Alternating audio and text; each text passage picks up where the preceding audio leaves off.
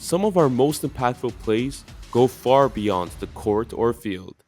This is the Net to Net Live Show. It's more than just a game. Well, we're here, finally. After a couple weeks of stress, a couple weeks of trying to arrange our assets, trying to get this all together, we're here for our first ever episode. How are you feeling? I'm feeling excited, a little bit nervous, but I'm so excited for it, so let's do it. I know I'm excited too. I'm a bit nervous too, I can't lie. Let me introduce myself. I'm Haig. Haig Artunyan. I'm here as technically a third-year student at Sport Media. But, I've been at TMU for 5 years at the Switch programs. How about yourself? I'm Monte Safarian, and I'm a second-year sport media student. I've loved sports since I was a kid, watching the NBA growing up, watching the NFL in recent years and how it's developed. So that's kind of how I got into sports, especially through my uncle. But what about you? How'd you get into sports, Ike? I mean, my first sport that I fell in love with was soccer. I guess we should cover that. So this podcast is going to be about soccer and basketball. It's going to be a unique blend of the two sports because there's a lot of basketball podcasts around. There's a lot of soccer podcasts around, but I haven't seen a lot that talk about both. So hopefully we can do that and give the audience a unique experience. But yeah, so I got into soccer watching Manchester United. It was my first team, my favorite team, still is. It's a pretty bad life of pain being a Man U fan. We haven't won anything proper for years. But yeah, so I got into soccer. And then the year before DeRozan got traded, I got really into basketball. Of course, fell in love with the Raptors. That championship run, I think, made the whole city fall in love with the sport. And then from there, yeah, I've been a diehard Raptors fan. For me, this is gonna sound a little shocking, but I am a Celtics fan. I have been one for oh my goodness for like 5 ish years now. That's kind of when I got into basketball more seriously. I love Jason Tatum coming out of Duke, so I was really big on that. Jaylen Brown coming out of Cal Berkeley, so it's just been a great life as a Celtics fan in the last year, I'd say, with the whole championship run now. So you got your taste, I got mine. But yeah, it's better than being a Man United fan, I'll say that. As a Toronto native, you born in Toronto? Or am I mistaken? No, I'm not born in Toronto, but yeah. But you've grown up in Toronto for a large portion of your life. Being a Boston sports team fan as a Toronto native is just, I can't wrap my head around that. We've been to a couple of basketball games together, Boston Celtics versus Raptors, and every time it's fun. Every time usually the Celtics win, but yeah. Okay, so let's get into today's topics. We're going to be talking about the Premier League, the matches that took place over the weekend. We're going to be talking about our championship mentality, what that means in the Premier League, what that means in the NBA. How is it different? How is it similar? Our contenders for the year. I know, I'm sure you're going to have the Celtics up there. They're not going to repeat, I'm telling you from now. And then we'll get into some talk about players' mental health and how much that matters. Yeah, some more serious topics that come near the end of our episode here. We do want to have that intersection between sports and society for our viewers to understand that aspect that's maybe not talked about as much in mainstream media. But, I'm excited. This is going to be a good episode, a good first episode. Yeah. So let's get into it. So, I'm biased. I had to get my United in there because we finally had a decent week. We finally managed to get a win. So over the weekend, Manchester United beat Brentford. Okay. So it was 2-1. Man U started off poorly, as always. We conceded first. Like right before halftime, we conceded a goal. And then we got 2 goals back and ended 2-1. But it was important because one of our goal scorers was Rasmus Højlund. So he was a big money signing last year. He had an okay year last year. And then this year he started off with a major injury. So what did you make about his game? One thing I will say is that even though the current state of Man United is a little bit grim, seeing what we've seen from Rasmus Højlund is a very promising sign for the future. I think he can be a legitimate building block for what Manchester United is doing as one of the most versatile strikers, someone who can get on goal and just capitalize on those opportunities, which is something, at least in recent years, that I've seen with Manchester United has been a pretty big struggle. But what would you take away from it? Yeah, I mean, the difference was pretty noticeable because before Højlund was fit, he started the season injured. We had Xerxes playing for us, and Xerxes, he's useful. I don't know how to explain it. He's useful, but he's not amazing. He even explained himself as in an interview. They asked him, "How do you feel about being Manchester United's number 9?" And he said, "I wouldn't explain my game as a 9." He said, "I'm a 9.5." And that, of course, got memed because they're like, "What do you mean? You're not even a real player. Like, you can't even score goals." So already he set himself up for failure with that quote. But yeah, you talked about Man U's future. We had a really promising future. We had Rashford, of course, but then he got older. He's, I don't know, 26 now? 26. He's already getting older. Up and coming, we have Garnacho, we have Kobe Mainu, them two are like the pillar stones of our franchise. And then Højlund, of course, he's young too.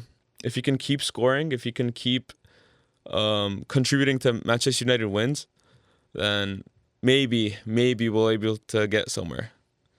What do you think is like a realistic expectation for Manchester United this season, like seeding wise? What do you think? This season it's already off to a bad start. I think we're sitting at like 12th place right now. I'll be happy if we can get top 6. Like, I'll be overjoyed if we can get top 6 and maybe sneak in a trophy. For everything they say about Erik ten Hag, and I know he mentions it in interviews like endless times, but he has won trophies. He won an FA Cup. He won the Community Shield, which is, it's something. It's silverware. But yeah, if we can sneak in a trophy somewhere this season, that'll be amazing.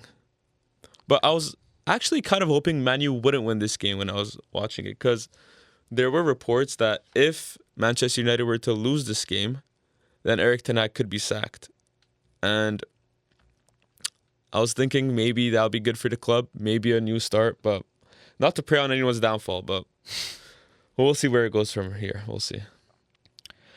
Okay, heading into our next topic from a franchise that is a contender, a legitimate perennial contender, Liverpool, something that Manchester United may never be. Sorry about that Haig, but it's Liverpool. Let's talk about it. Their most recent win over Chelsea. What's your takeaways from that? Yeah, Liverpool this season have looked really impressive. They look scary. Everyone, including me, being a Man U fan, I was praying on their downfall. I was hoping with Jurgen Klopp leaving, they would have a dip. They would, maybe take a couple seasons to rebuild, finish in like 6th, 5th, like slowly build up again. But no, they're right on top of it. They're sitting on top of the league right now after just beating Chelsea over the weekend. And Chelsea, for all the memes about them last year, they were called billion-dollar bottle jobs by some pundits because of all the money they spent. But they've been good this year. Chelsea have looked really impressive this year, and they lost to an even more impressive Liverpool side. The goals came from their like talismanic striker, Salah, and the second one was the youngster Curtis Jones. Sorry. And yeah. So what do you think about their title hopes this year? Well, specifically I'm going to start off with this weekend. This was, in my opinion, the most promising win of the season for Liverpool. I know you say billion-dollar bottle job. It's a pretty funny joke, but it's good to show that you can beat contenders on your way to a championship. And Liverpool, just as much as you, I thought that Klopp leaving was going to be a massive, massive loss for them, but they still maintain that championship mentality, that championship DNA that just doesn't seem to go away, which does foreshadow a little bit for this episode. But I think Liverpool is on their way to another trophy if they stay healthy and they can compete with Manchester City. Yeah, Manchester City, I mean, they're just a powerhouse. They make the sport so boring. It's like the game starts, what's the end result? Man City's going to win. But before we move on to Man City, I want to talk about Liverpool's opponents for a second. Chelsea, there were positives in them. Even though they lost that game, there were a lot of positives. Their striker, Nicholas Jackson, he has faced a lot of controversy as well. Not controversy, criticism, or like from a lot of like top strikers because he has been wasteful with chances, but he finished his chance in this game. You know, he tied the game before Liverpool eventually got the winner. But from Chelsea's perspective, we have to look at who they had this game. So Reece James, the club captain, he's been injured for I don't know how many days. He's been injured more than he's played in the past like 2 years. He has a really bad injury record, but he was back for this game, and he looked really impressive for the first like 55 minutes he was on the field before he got subbed off. And when he got subbed off, Liverpool got their winner. So it shows how important that captain really is to the team. He looked just as explosive as he did before the injury, just as fast. Hopefully, we're hoping for no more injuries for him. Obviously, you don't wish that on any player. And also their big money signing from last season, Romeo Lavia, he was back as well in the midfield, and he controlled the game for as much as he could before he got subbed off as well. But those are definitely positives for Chelsea. I think the biggest positive being that they're a much better team. They look like a much better team compared to last year. And seeing all these guys take that leap, especially Cole Palmer. I will say that Cole Palmer being a guy who's capitalized a lot more on his chances. Nicholas Jackson, you just talked about. So I think as long as they stay healthy, especially a guy like Reece James, I think they could be like a top 6 seed-ish. Something is like a solid expectation for them. Hopefully.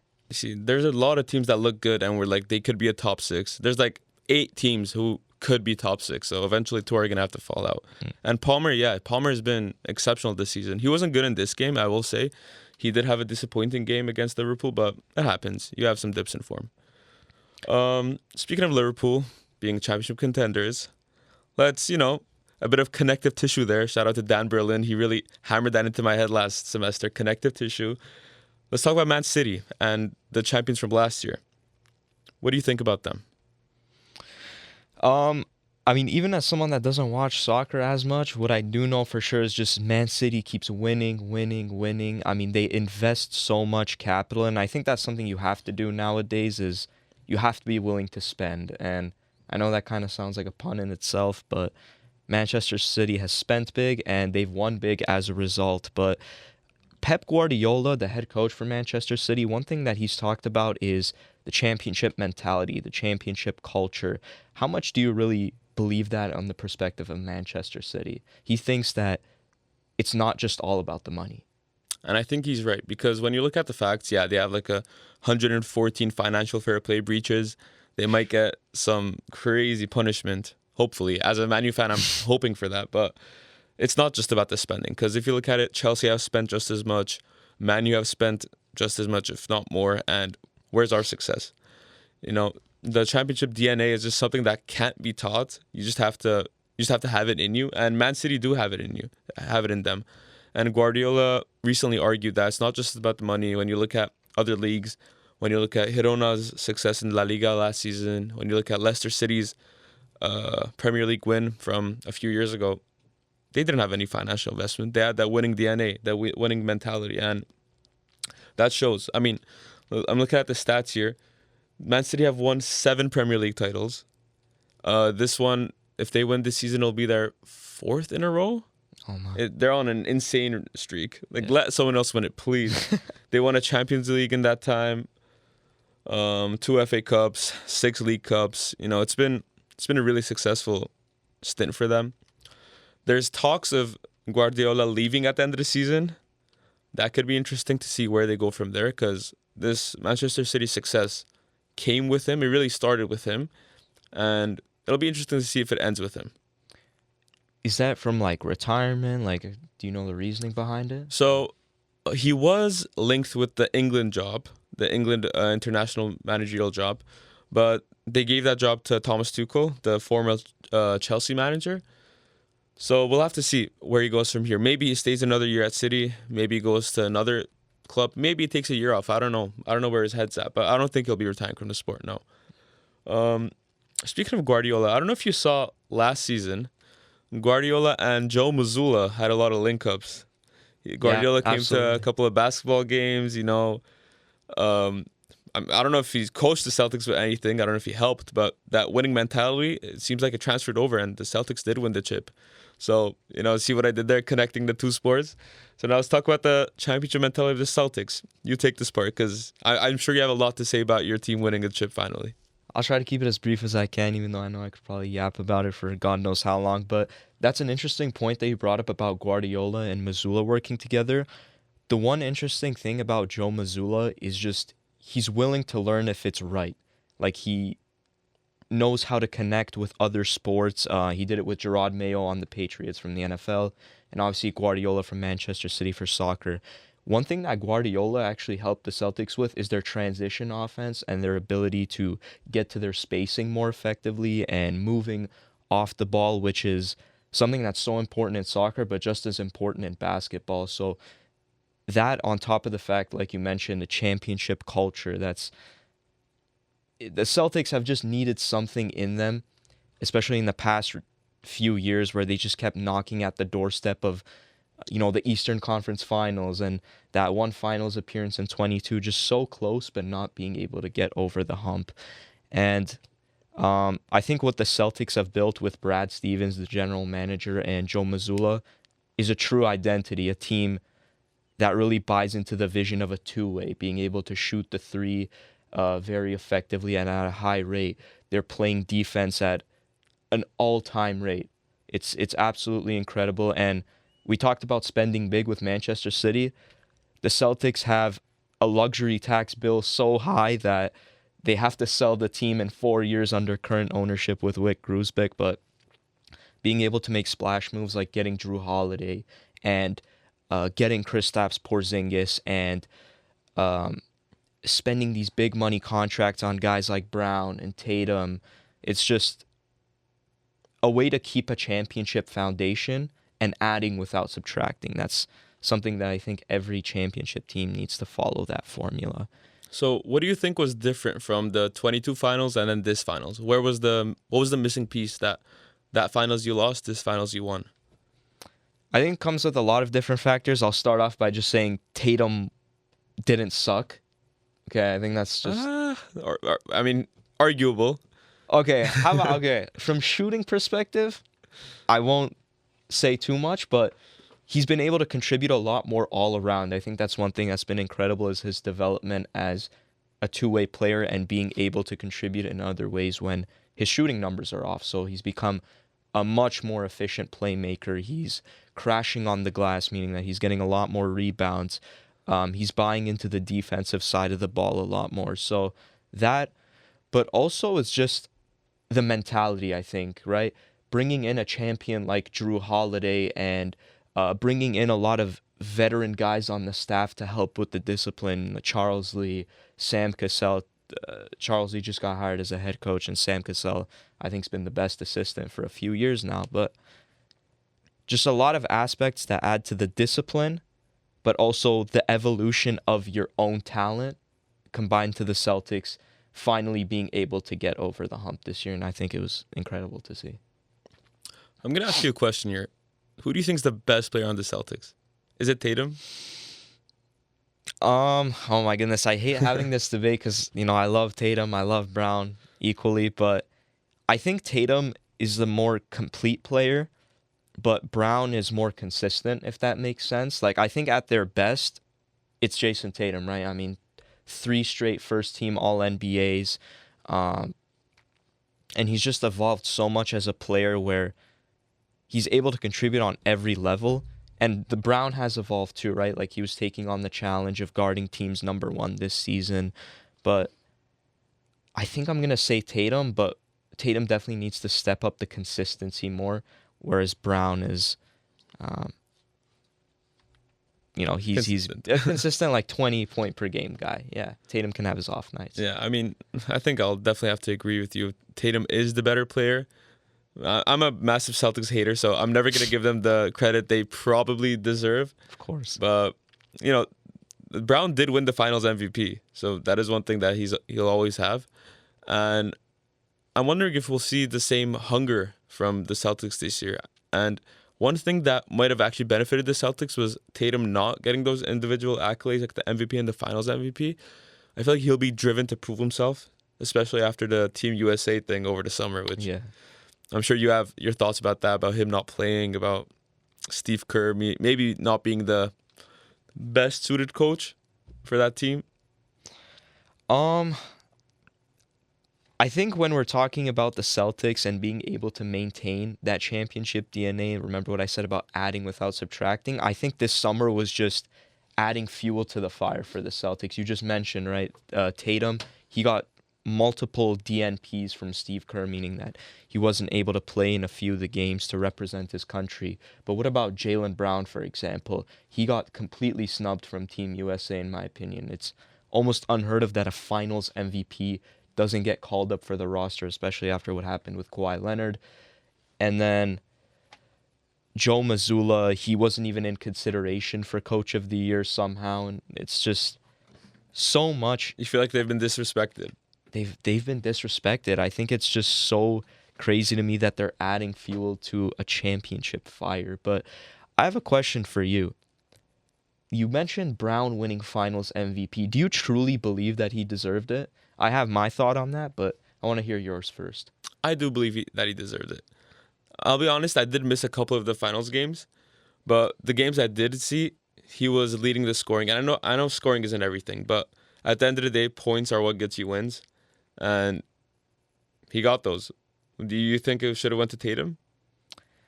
I think I know what you're trying to say, right? With the points. I think you meant the points where it matters, because overall it was Tatum that led the team in points, rebounds, and assists, which has only been done by about 4 other players in NBA history. But when it came down to efficiency and making the big time shots, I think that's what you were trying to allude towards. That was all Brown. And Brown took the challenge of being able to guard Luka, picking up 94 feet and saying, I want to stop him. And ultimately he did shut him down. I think that's what did give him the edge. But realistically, I think it could have gone to either of them, and they both would have been equally deserving. So I'm not going to, go one way or the other. Okay. So they won the chip, and we talked about their hunger and the offseason moves. So do you think it was a fluke, or are they in your top 3 contenders for this season? Absolutely. I mean, is that even a question? I think when you're able to retain all the guys that helped contribute to a championship, and for the most part, you're still buying into the vision that they have under Brad Stevens and Joe Mazzulla, there's no reason why they shouldn't be a top 2 seed in the East. And in my opinion, obviously, I think will be number 1. But yeah, they're a top 3 contender for me. They were able to retain all their guys, which is, like I said, pretty unheard of. Think about the Nuggets last year. They lost Bruce Brown. And now they just lost Kentavious Caldwell-Pope, which we might get to in a bit. But usually you're losing a lot of key guys because other teams want to get some piece of that championship team. But they were able to re-sign Tatum, obviously, Brown, Porzingis, Holiday. All these guys are on contracts. They got Hauser back, Cornette, Tillman. So they're keeping their foundation, and for that reason alone, I think they'll be a top 3 contender. What about you? Unfortunately, I have to agree. Like, you can't argue against that. But I think that's enough Celtics talk for one day. I'm sick of the Celtics. I'm sick of the Celtics. But another team whose offseason acquisitions I did very much like was the Mavericks. I think it's underrated. I know there's going to be a lot of talk about Klay Thompson, right? Right. Klay Thompson, he shot, what was that preseason game? 0 for 9. 0 for and 9. then 0 for 10 in the play-in game, elimination game. There's going to be memes about that. Bronny James actually scored more points in preseason than Klay Thompson. I don't know if you saw that stat, which was wild. That's not good. It's not good news for Klay. But let's look at the history. He's one of the best shooters of all time. Klay Thompson, arguably top 3, top 4 best shooters of all time. His run with Golden State was something special. And I know people are going to say, you're living in the past. That was old Klay. But he still has some of that in him. After he came back from his injury last season, the second half of the season, he was shooting like on good efficiency, 18 points per game. Yeah. I'm pretty sure something like that. So 40% from 3 too. Exactly, amazing efficiency. So if they can get some version of that Klay Thompson, that's some much needed spacing for Luka. And yeah, what do you think about the Mavericks? I thought the Klay Thompson was also a very underrated acquisition for them, and them being able to, by the way, get Tim Hardaway off the books is just another W in itself. But with the Mavericks, what was one of the biggest reasons that they lost the finals to the Celtics? They couldn't hit their shots. PJ Washington was very off. Gafford can't shoot. Lively can't shoot. Their bench players were not stepping up shooting the ball. Spacing is so important in today's NBA, and if Klay Thompson can just stick to that role offensively, just being a good spot-up guy for Luka and Kyrie to open up the floor even more, the Mavericks, I think, should be a top 3 seed in the West. I don't know if they'll be a finals appearance again, but they will certainly still be there for a contender. So I don't hate it. I like that. I mean, yeah, it's a really difficult conference to win and be a top seed in. But they did add Q Grimes as well, and I know people are gonna hate on me for this, but Spencer Dinwiddie, hear me out. Oh my, hear me out. There's something to this. Spencer Dinwiddie, I was doing research on this yesterday. In his stints at other teams, he's been where? He's been to Brooklyn, he's been on the Lakers, he's been on a bunch of teams. The highest 3-point percentage he had was a 37%. And most of his years were 33%, 32%. He had a 15% from 3 season in there in like his sophomore season or something. But his stint with the Mavericks, he shot 40% for the 2 years. Now, it could be a fluke, or it could be something about the Mavericks that just makes him click. Either way, I'm kind of excited to see him with the Mavericks again. I know he's a bench player now, but even you said they couldn't hit their shots. Maybe Dinwiddie. Dinwiddie's not going to lead them back to the finals, but it'll be a little boost, I think. I think it was amazing that you mentioned Q Grimes, right? That's 2 acquisitions I completely flew off the top of my mind. Quentin Grimes and Najee Marshall.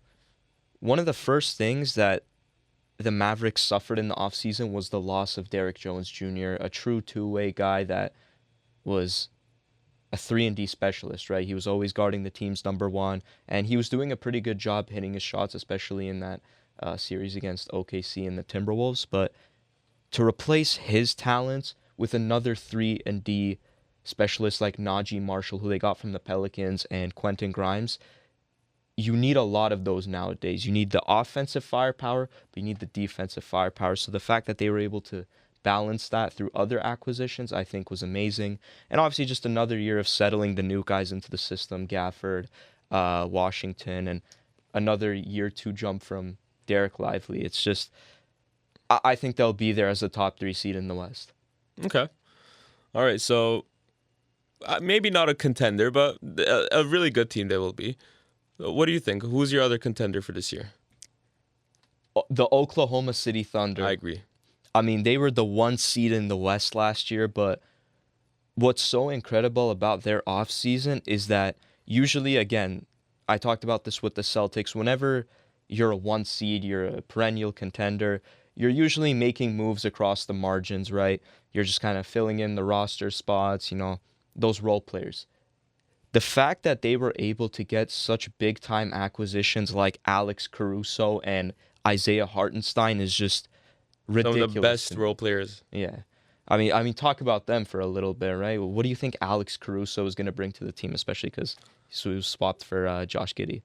I'm just excited to see Alex Caruso play meaningful basketball again. Because in Chicago, he was one of those players that gave it his all every game. Like, you could see his heart, his hustle on the court. Like, he would have important plays. He would have meaningful plays. But those meaningful plays were deemed meaningless because the team was so bad. Right. Now, when he's on a winner, he's on a good team for once, his plays will actually lead to wins.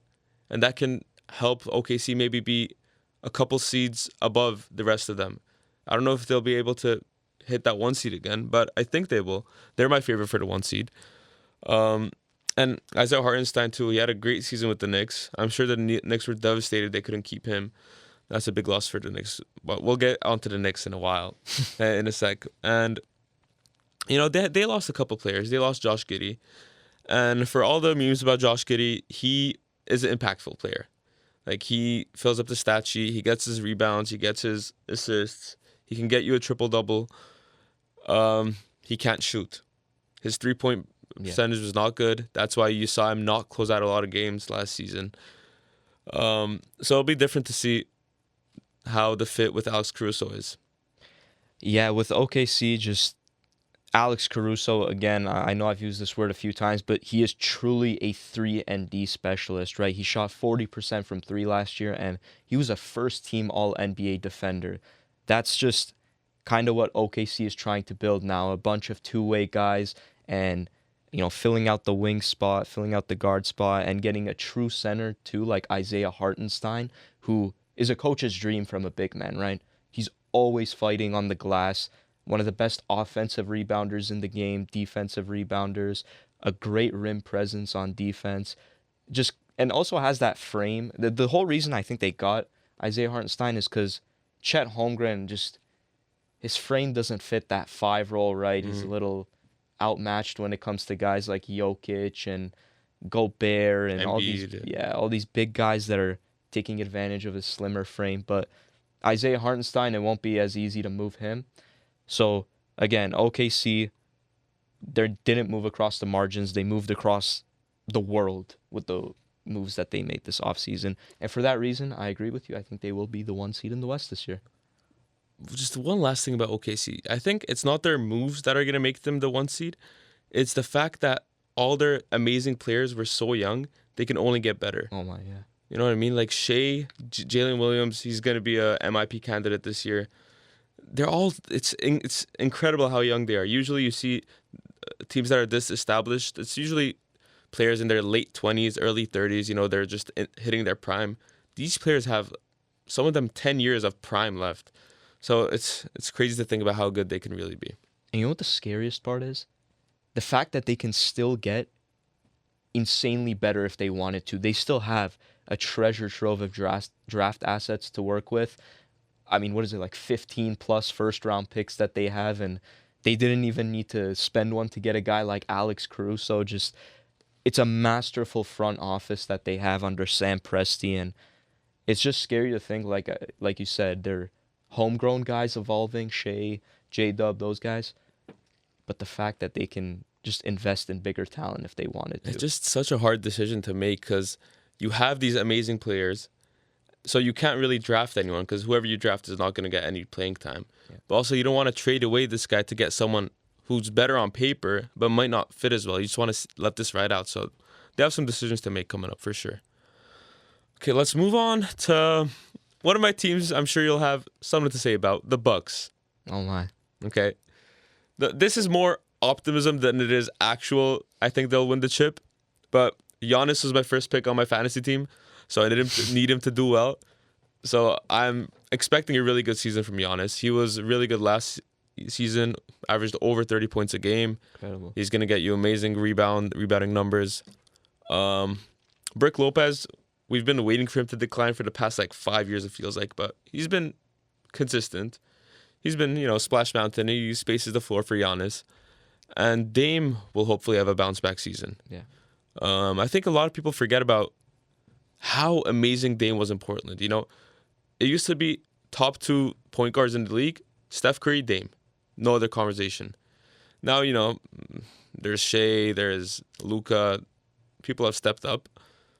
But what do you think about the Bucks? Giannis isn't the problem. Okay, he was incredible last year, like you said, 30 points per game on almost 60% from the field goal. But it comes down to how are Giannis and Dame going to mesh together. Last year, they had their moments, right? But it wasn't consistent enough for them to be able to establish something over the season. And then obviously they hit that whole turmoil with Adrian Griffin getting fired mid-season with a 30-13 record. And then you know how I feel about Doc Rivers. I mean, he got your team a championship. Okay, that's like when I was 3 years old. I mean, his resume in recent years has been pretty consistent with, his playoff falters and blowing all these leads and, not taking accountability. It's just a disaster that the Bucks were in last year. And then obviously when it came down to the playoffs, Giannis and Dame weren't able to stay healthy. That's another thing. Giannis has to stay healthy come playoff time. And Dame, he hasn't had many injury concerns, but, it happens. Um, but the Bucks, one thing I will say is that they are a very good regular season team. They're gonna get their top 3 seed, and they did improve, right? They got Gary Trent Jr. Signed on a 1-year minimum. So what do you think Gary Trent could possibly bring? You're a Raptors fan, so maybe you have some sentimental tie to that. And Gary was such a when we first got him in that Norman Powell deal. You forget Powell played in Portland. Um, did he play in Portland? Yeah, he did. Yeah, he did. Okay, yeah. But yeah, when we first got Gary, I was so excited. You know, he was known as a clamps guy, like a defender. As he progressed, you could see he wasn't really a clamps defender, but he definitely got into passing lanes. Like he got a lot of steals. And he could pop off for like 35 on some given nights. Usually, you know, a consistent 15 point per games, but he was one of those players that could be a spark. And off the Bucks bench, he can be that Malik Beasley replacement. You know, they lost Malik Beasley. He can be their new Malik Beasley, a better defending version of him, and hopefully lead them to at least the conference finals appearance. I think anything less than that is going to be really disappointing for Giannis, especially. Yeah. I mean, it almost feels like every year it's clockwork where there's some type of rumor with Giannis coming out and, you know, sparking some media controversy over, oh, he might get traded, this, that. But I genuinely think that if the Bucks don't make a conference finals appearance at the minimum, I think it should be the finals minimum, just because you do have an aging superstar in Dame, your window is much shorter. But I think this could be a truly franchise-changing season for the Bucks if it goes wrong. And again, it all comes down to, are they going to stay healthy? Are Doc Rivers and Darvin Ham, I don't know how they're on the same coaching staff together, are they going to be able to establish something that the Bucks can buy into? And are Giannis and Dame finally going to mesh together? It all comes down to that. Well, you'd hope so. And you talked about them being a top 3 seed. You're like, they're a good regular season team, but we have to remember, we have a new, really strong contender in the East, and that's the Knicks, and they're another one of my teams. What do you think about them? The Knicks, again, one of those teams that have had a resurgence in recent years. They used to be one of the laughing stocks of the league, just like Manchester United with soccer. No, I'm going to keep throwing jabs, unfortunately. But in recent years, they've had such big-time acquisitions. Obviously, New York is a bigger market. The Stars want to go play there.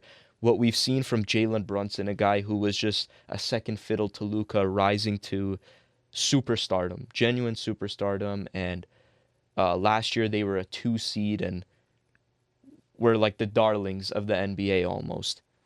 The fact that they were able to go out and get 2 massive acquisitions in Mikal Bridges and Karl Anthony Towns is incredible to me.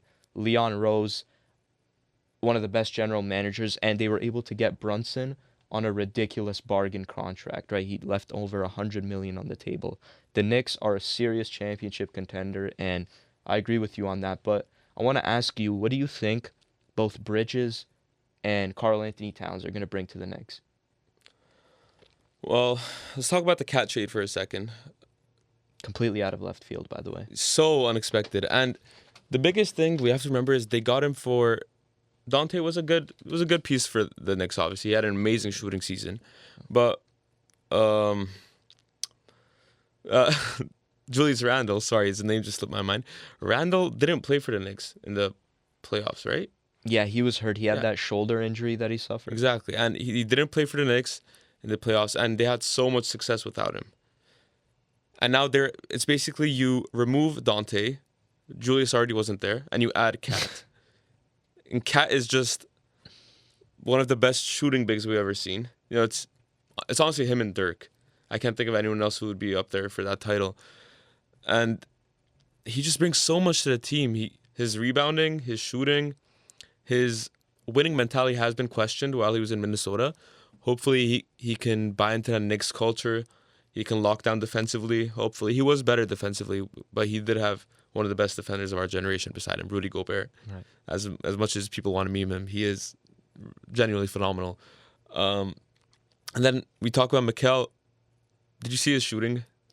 Yeah, that was one thing that I was very concerned, or I don't know, it's preseason, so I wouldn't say concerned, but 19% is a very questionable number to shoot. I heard he changed his jump shot. I just don't get why you would tweak it. He was shooting 40% with the Suns in Brooklyn. He was a really good shooter, and then he gets to the Knicks. They tweaked his shooting form. It has such a weird like release point. I don't understand it. It looks off.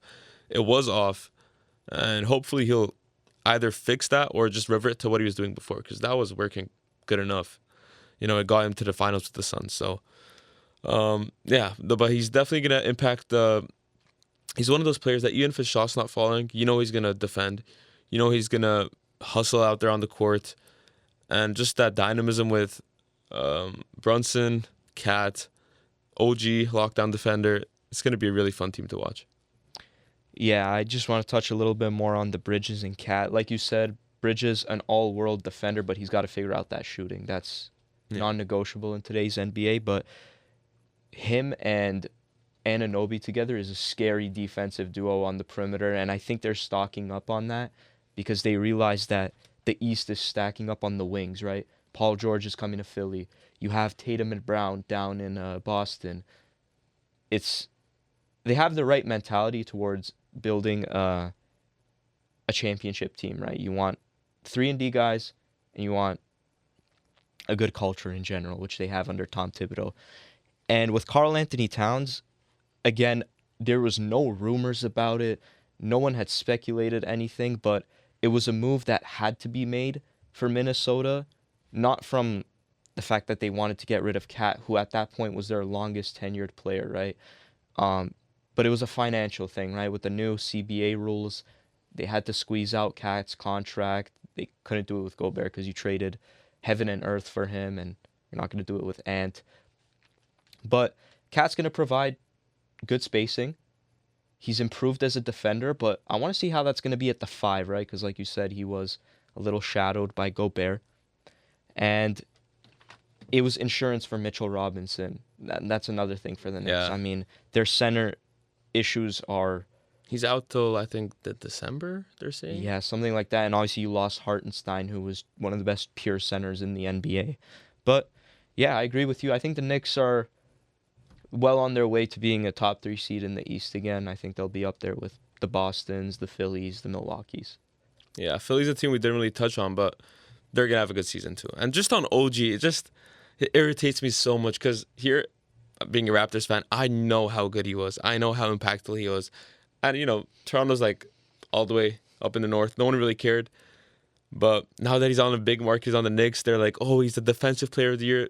He has defensive player of the year level, like, defense. He's one of the best defenders in the league. I'm like, I know. We've been known. Everyone in Toronto knew. But I'm glad he's getting that recognition now. And he got his payday too. I mean, $242 million for 5 years, which some might consider an overpay. But again, one of those 3-and-D guys that coaches would kill to get. One of the best defenders in the world, and close to a 40% clip from 3, about 38%. So you saw Brunson take that pay cut. He was like, I'm getting my bag. Yeah. And, I mean, good for him. Good for him. Okay, I think it's time to touch on to our final part of our podcast. Let's talk about mental health and how that can affect our athletes of our generation, AJ Griffin, over the offseason, it was announced that he's retiring from basketball. What did you think about that? It's one of those things where you just have to respect it, right? It's a personal decision that he wanted to step away from the game, and the reason for that being is that he wanted to follow God. He wanted to pursue in his religion and just kind of find his peace of mind, right? Basketball, there was a lot of public knowledge that, he was struggling and, his mentality wasn't there during games and, there was all these trade rumors. But the fact that he wants to do something that makes him happy, which is obviously pursuing, his religion, it's good for him, right? But could you touch upon that a little bit more with Yeah, so obviously he came in as a really promising rookie with the Hawks. And we can talk about his basketball career all we want.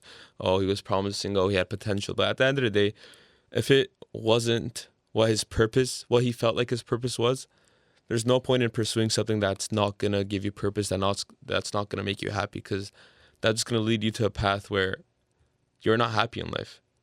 And I feel like we talk about mental health, I feel like he got in front of his issues. He addressed the issue before it got to him. He chose the path that was best for him. And he had an interview after he retired, and people asked him, so why not do both? Why not follow God and play basketball? And he has a quote here. He says, "You can have all the riches in the world, but the only thing that truly matters is your relationship with Jesus. He's the only one who can completely satisfy you. He's the only one who can give you a purpose." And I feel like that the Lord was asking me to leave basketball to serve him more. And even if you're not the most religious person, you have to respect that at the end of the day. It's what he felt was right. It's what he felt was right for his career, for his family. And, he still did get his basketball money. That rookie contract, it is a couple million, so. Yeah, he can walk away with not only just the money, but something bigger in itself, which is his happiness, his peace of mind.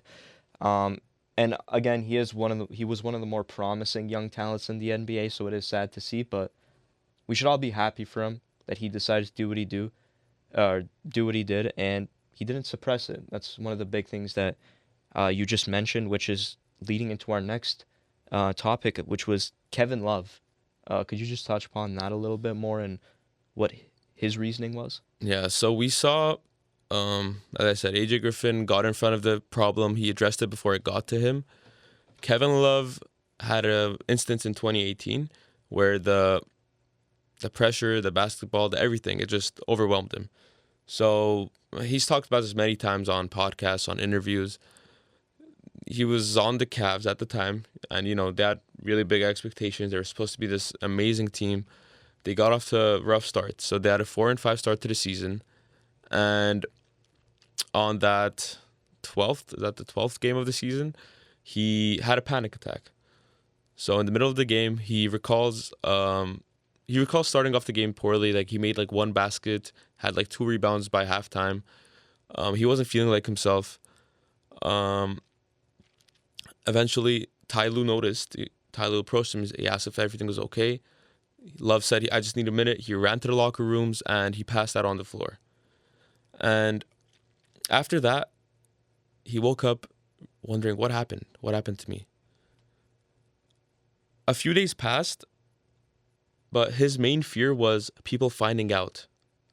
And that's just really sad that as a society, we try to repress athletes from expressing when they're feeling depression, when they're feeling panic attacks, anxiety. And he was terrified with people finding out. And he felt like the hardest thing for him wasn't the panic attack. It was people finding out about it and him talking about it, him opening up. Yeah, I feel that there's a massive almost stigma around it about, especially with men, I feel like that they have to be super emotionally tough. They can't show any emotions or whatever. But just in general, as society, we shouldn't be afraid to confide in our support systems, talk about what's making us feel, a little uneasy or anxious. There should always be a culture around society where we can express our feelings and, relieve our mental health in ways that, may seem a little unusual, but, it's something that we have to look towards in society. And we kind of see that difference now, right? AJ Griffin has found his peace of mind with it, and Kevin Love repressed it. And, he's still in the NBA. He's still doing pretty good, but it's that balance we have to find. Yeah, for sure. And we hope moving forward that even more athletes, like DeRozan has been a big advocate for this. We hope more athletes will start to open up and talk about how they're really feeling. Right. Yeah. I think that's a good place to wrap up today's episode. Absolutely. We covered a lot. We got into our contenders. We have the NBA season that starts tonight. Yeah. So looking forward to that. I'm going to go home. I'm going to watch the games. I'm going to be stressing over fantasy. Maybe cook up a couple of parlays, but we'll see. We'll see how it goes. We thank you for tuning into this episode, and we look forward to doing again next week. Yeah. It's more